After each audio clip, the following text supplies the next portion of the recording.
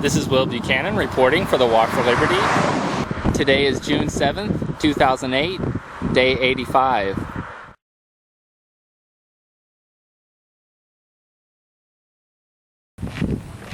Brooke is walking with me today for the first time in quite a while. A couple days ago, when we were in Lincoln, a reporter at the NBC affiliate in Missoula called me. He said he had received a press release from someone about a couple walking across the country in the name of liberty. He was referring to a press release I had put in the doorway of the NBC offices almost a week earlier when they were closed. He said he was interested in covering our story, but his producer wouldn't let him drive out that far since we were already a week past Missoula. He did say he would email the NBC affiliate in Helena to let them know about us. But we decided to take the initiative and walk into the NBC offices ourselves since it's now a weekday. We met with one of the on-air reporters and anchors there, Michelle Langowski. At first, she was reluctant to do the story because of the Ron Paul angle. Apparently, that station has some kind of policy about equal time when it comes to politics. I'm not really sure what that means, though. Equal time with Democrats?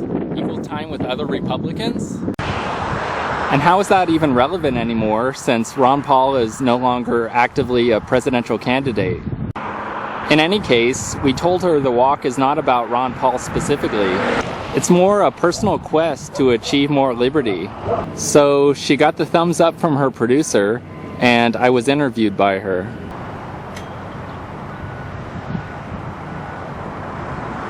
She said if it's aired, it will be on the 6 o'clock news, the 10 o'clock news, or both. John had a good idea to record the broadcast, if necessary, just with my camera off the TV, and then to put it on YouTube.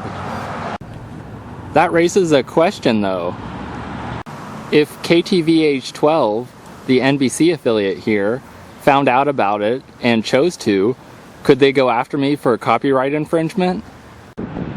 And if they did, and they won in court, what would that mean then? Wouldn't it mean that the government is controlling what I'm allowed to do with my camera, which is my own personal property? I realized that what they'd more likely be going after is the fact that the clip is on YouTube. But what if I had instead hosted the clip on my own personal server, located in my own house? Wouldn't the government ordering me to take it off my own server be an infringement on my personal property rights? I understand the reasoning behind copyright laws and other intellectual property laws like trademark or patents.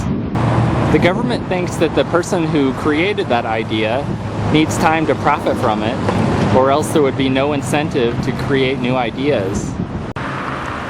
But how can you actually own an idea?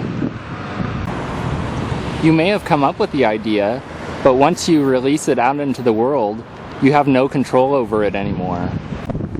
Part of the problem, as I alluded to earlier, is that so-called intellectual property is in direct conflict with physical property.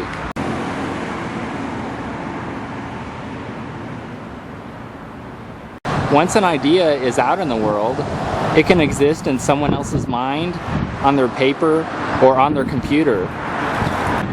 So if there is an intellectual property law, such as copyright, which purports to give ownership of an idea to the original creator of it, then that law will invariably infringe on someone else's property rights. How is it that just because another person might have that idea recorded in some form on their own private property of paper or digital media, that the original idea creator then gets to control that private property and tell that person how they may or may not use it? This all stems from artificial government protectionism. But there are other options.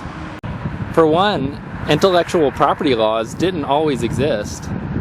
There used to be a system of patronage in place whereby someone who wanted content would sponsor an artist or writer to develop a work of art or fiction for them. There will, after all, always be people with money who are willing to pay to have works of art or fiction created. And in this day and age of technology, and without the government protectionism, those works of art and fiction would invariably get out to the rest of the people. Another idea is more of an advertiser-based revenue model. Many movie studios have already started using this model in order to generate more revenue. But ultimately, it should be the responsibility of the creator of the work to find a way to profit from their creation, and not fall back on using the force of government to artificially protect them. We walked 7¼ miles. Here's our GPS.